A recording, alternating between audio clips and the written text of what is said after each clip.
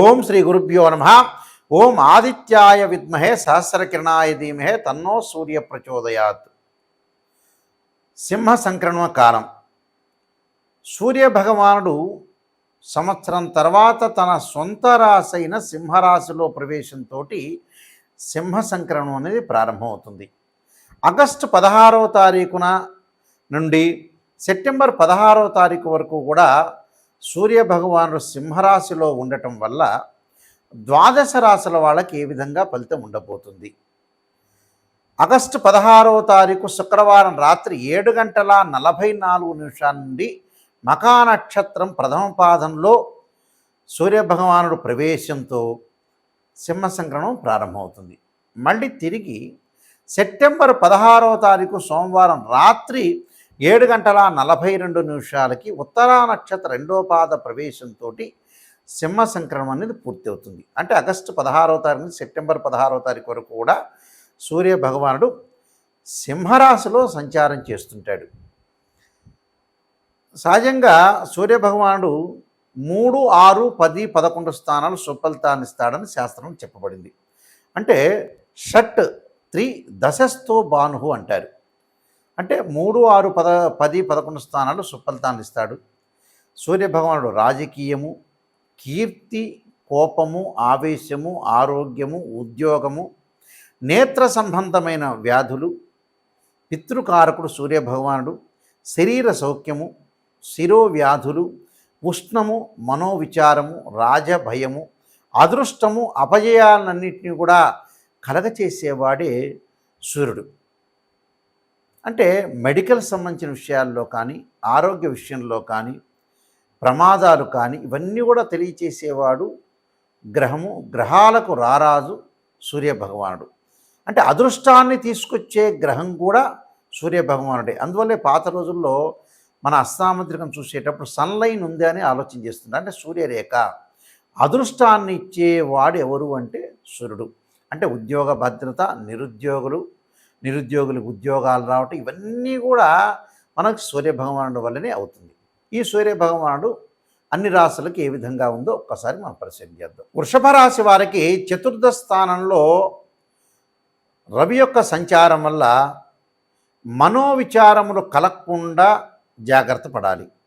అంటే ఏది దాని విషయంలో కూడా మీరు మానసికంగా ఆందోళన పడొద్దండి. అంటే ప్రశాంతంగా ఉండటానికి ట్రై చేసుకోవాలి. అంటే ఎన్నో బాధలు, కష్టాలన్నీ కూడా సహజంగా జరుగుతూ ఉంటాయి. ఆ కష్టాలన్నిటికి కూడా మనం మనస్సును ప్రశాంతత లేకపోతే ఆ కష్టాలను మనం ఎదుర్కోలేం. అంటే మనం ఆ కష్టాలను ఎదుర్కోవాలంటే ఏంటంటే మానసికంగా ప్రశాంతత ఉంటే ఈ నెలలో కాకపోతే వచ్చే నెలలో జరిగే అవకాశం అనేది ఒకటి ఉంటుంది. కుటుంబంలో కలహాలు రాకుండా కాపాడుకోండి.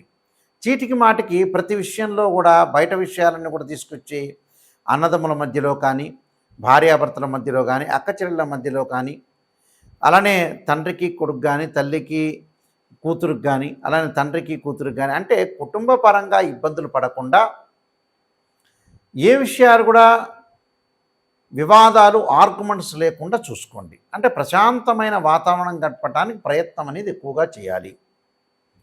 కొన్ని ప్రయత్నాలలో జాప్యం జరుగుతుంటుంది. జాప్యం జరిగినా మీరు ఆందోళన పడద్దండి. 1-2 రోజుల్లో జరిగే అవకాశాలు అనేవి ఉంటాయి.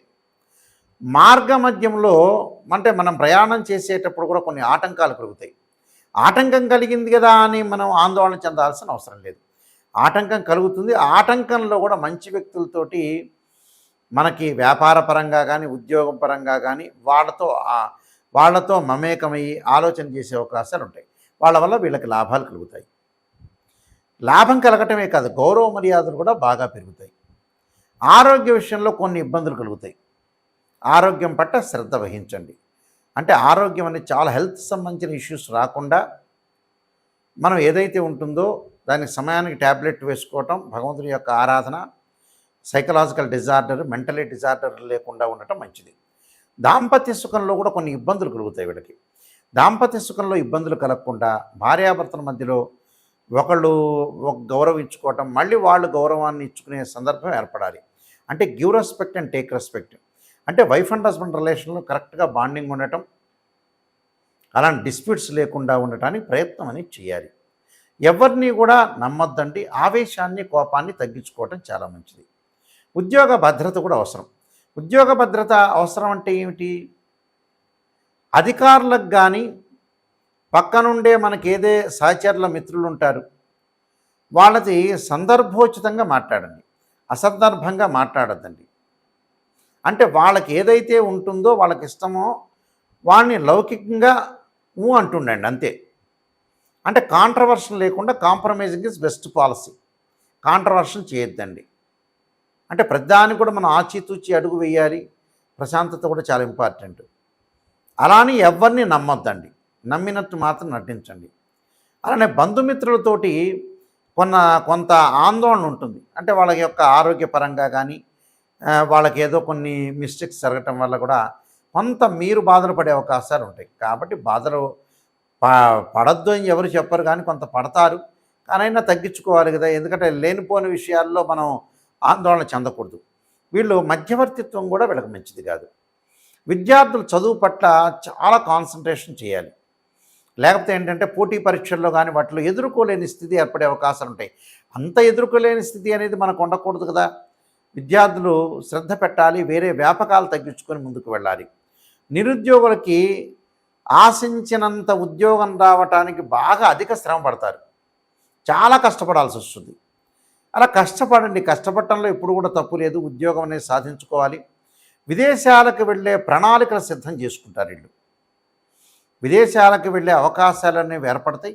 ఆ దేశంలో ఉన్న, విదేశాల్లో ఉన్న ఎవరైతే ఉంటారో వాళ్ళకి ఆ దేశం యొక్క పౌరసత్వం లభించే అవకాశం ఉండటం, ఆ దేశంలో ఎవరైతే ఉంటారో ఉద్యోగం రాకుండా ఉండే నిరుద్యోగులకు కూడా విదేశాల్లో వాళ్ళకి ఉద్యోగం వస్తుంది. అంటే ఒక మంచి ఉద్యోగం వచ్చే అవకాశాలు మెండుగా ఉంటాయి. అంటే ఇవన్నీ కూడా బంధుమిత్రులతోటి కొంత జాగ్రత్త అవసరం. జాగ్రత్త అంటే లేనిపోని విషయాల్లో ధనం ఖర్చు చేయడంలో కానీ, వివాదాలు, ఆర్గ్యుమెంట్స్ కొంత తగ్గించుకొని ముందుకు వెళ్ళాలి. ఇలాంటివన్నీ కూడా కొంత మనం నెగిటివ్ అయినా పాజిటివ్ అయినా ఆలోచన చేసి ముందుకు వెళ్ళి నేను చెప్పిన పరిహారాలు చేసుకున్నారంటే మీకు మంచి రిజల్ట్స్ వచ్చే అవకాశం డెఫినెట్లీ ఉంటుంది. ఈ రాశివారు ముఖ్యంగా ప్రధానంగా మనకి నెలలో 4 ఆదివారాలు వస్తాయి.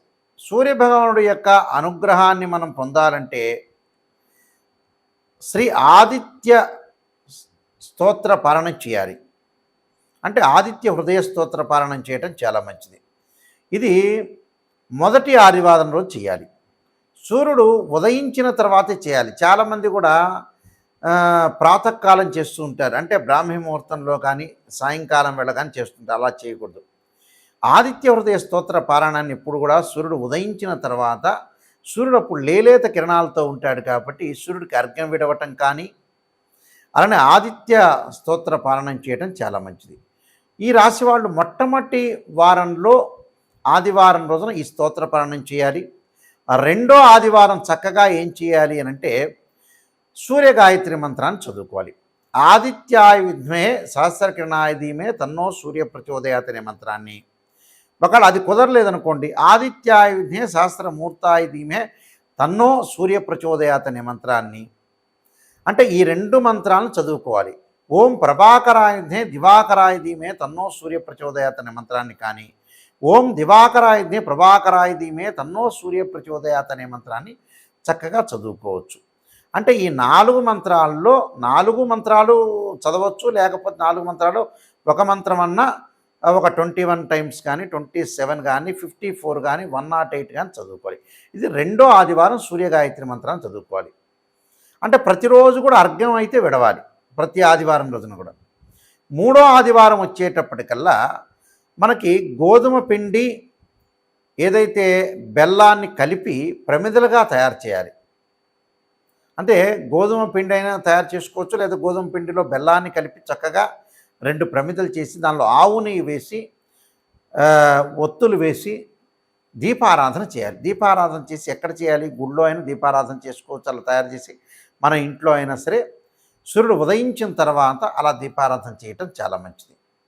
అంటే ఆవు నెయ్యితోనే దీపారాధన చేయాలి. చాలామంది కూడా మిగతా ఆయిల్స్ వాడుతున్నారు, కానీ ఆవు నెయ్యి కంటే కూడా శ్రేష్టమైనది ఎప్పుడూ కాదు నిజం చెప్పాలంటే.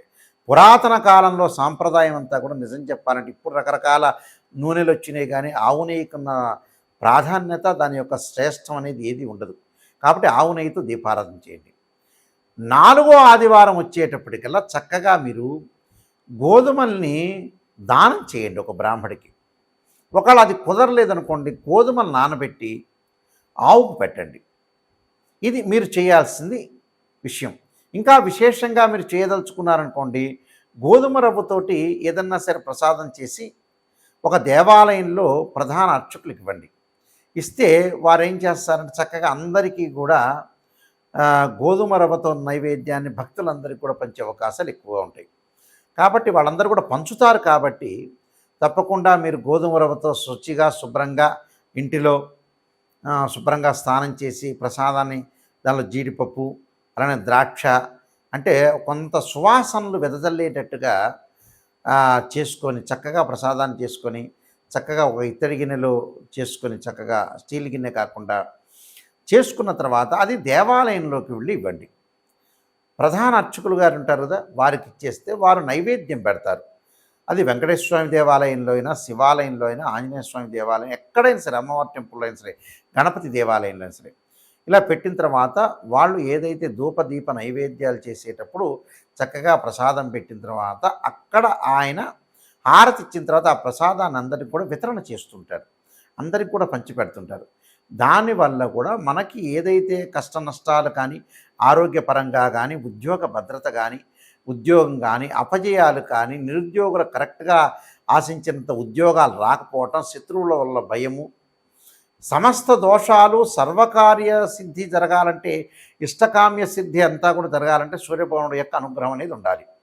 కాబట్టి ఇవన్నీ కూడా నేను చెప్పిన పరిహారం అనేది చేయండి. సూర్యుడి యొక్క అనుకూలత అనేది బాగా ఉంటుంది. మీరు అపజయం లేకుండా జీవితంలో భగవంతుడి యొక్క అంటే సూర్యనారాయణ స్వామి యొక్క అనుగ్రహం అనేది ప్రసాదం అంటే ఏదైతే మనకి వారి యొక్క అనుగ్రహం సాధించాలంటే ఏమిటి, కొన్ని పరిహారాలు చేసుకోవాలి. ఆ పరిహారం చేసుకోవటం వల్ల మనకి మంచి జరిగే అవకాశం ఖచ్చితంగా ఉంటుంది.